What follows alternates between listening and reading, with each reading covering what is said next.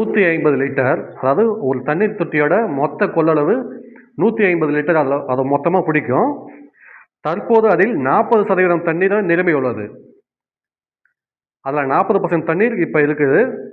ஏனில் அது 70% தண்ணீர் நிறைய இன்னும் எத்தனை லிட்டர் தண்ணீர் அதில் இன்னும் தேவைப்படும்னு கேட்குறாங்க. ஏற்கனவே 40% இருக்குது.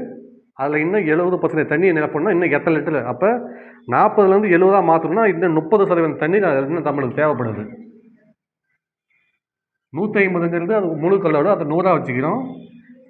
அதில் இன்னும் 30% தண்ணீர் நம்மளுக்கு எவ்வளோ நிரப்பணும்னு கேட்குறோம். அதாவது 40லேருந்து 70% மாற்றணும்னா இன்னும் 30% நம்மளுக்கு தேவைப்படுது.